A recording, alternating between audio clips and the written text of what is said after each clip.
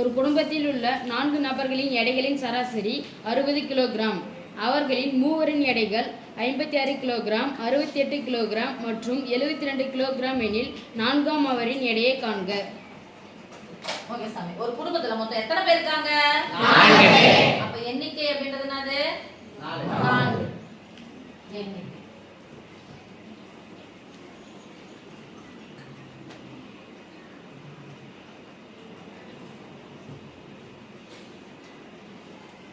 எண்ணிக்கை ஈக்குவல் எத்தனை பேர் சாமி? 4.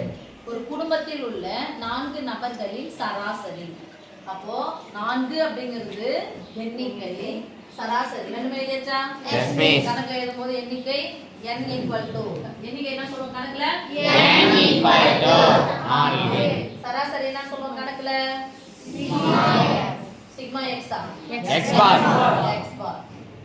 சராசரி என்ன சொல்லுவோம்? x bar. x bar equal to 60 kilogram. அதுல 3 பேருடைய எடை, ஆக்சுவலா அது எடைன்னு சொல்லக்கூடாது, நிறைன்னு சொல்லணும். ஓகேவா? 3 பேருடைய நிறைய நமக்கு கொடுத்துட்டாங்க. ஒருத்தருடைய நிறைய நமக்கு தெரியாது. அப்போ ஃபர்ஸ்ட் சராசரி எழுதிருக்கோம் இல்லையா?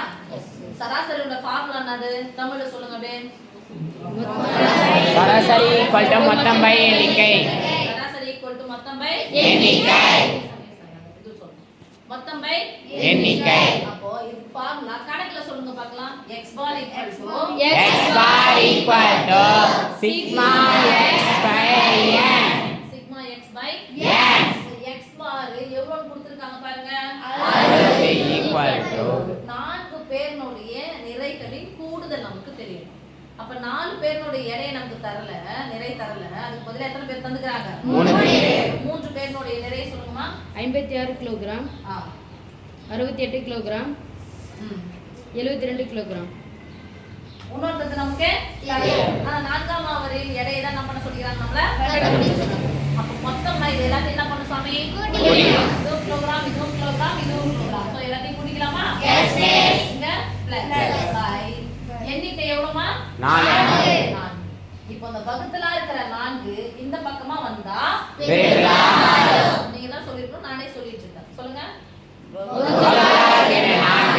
சமக்குறிக்கு இந்த பக்கம் வந்தா பெருக்கலாம் மாறும். 24 0 equal to ஈரல பெண்கள் தான் கடைசி கடைசி கூட்டிக்கலாமா? Yes miss.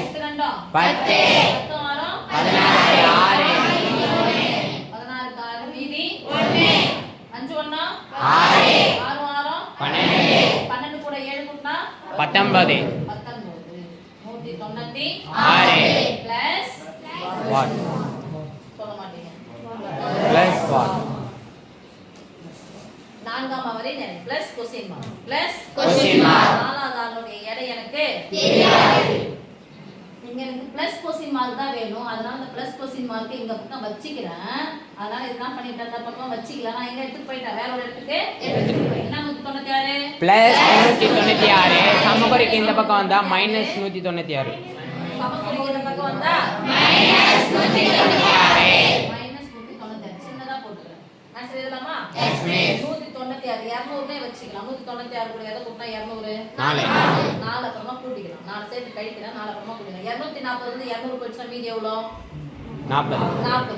ஒரு 4 எக்ஸ்ட்ரா கழிச்சு 4 என்ன பண்ணலாம் கூட்டிக்கலாமா? Yes miss. அப்பனா சாமி வரும் 44 எடையை நம்ம நிறைய என்னன்னு வந்து சொல்லிருக்காங்க அவங்க கிலோகிராம். அப்ப நான்காம் அவரின் எடை அல்லது நிறை. எடை வேற நிறை வேற. ஆக்சுவலா நம்ம நிறை தான் சொல்லணும் சயின்ஸ் பிரகாரம், எடைன்னு சொல்லக்கூடாது. நான்காம் அவரின் அவங்க கேள்வி எடைன்னு கேட்டா நம்ம எடைன்னு சொல்லணும். நான்காம் அவரின் எடை, நான்காம் அவரின் எடை நான்காவது நபரின் எடை தான் நான்காம் அவரின் எடைன்னு சொல்லிட்டாங்க. நான்காம் அவரின் எடை,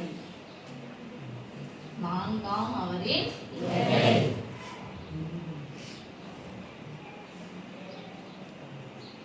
எவ்வளவு சமயம் அவரு எத்தனை வெயிட் இருப்பாரு?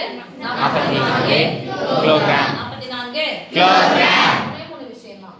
சராசரியில மொத்தம் வேணும், எண்ணிக்கை. சராசரி மொத்தம் எண்ணிக்கை. மொத்தம் பதிலா தனித்தனியா கொடுத்துட்டாங்க அப்படின்னா மொத்தத்தை நம்மளால போட்டுக்க முடியும். ரைட்? Yes miss. அப்போ தனித்தனியா அந்த தரவுகள் கொடுத்து எண்ணிக்கை கொடுத்தாங்க. எதை கேட்பாங்க? எக்ஸ் பார்னா எது? சராசரி.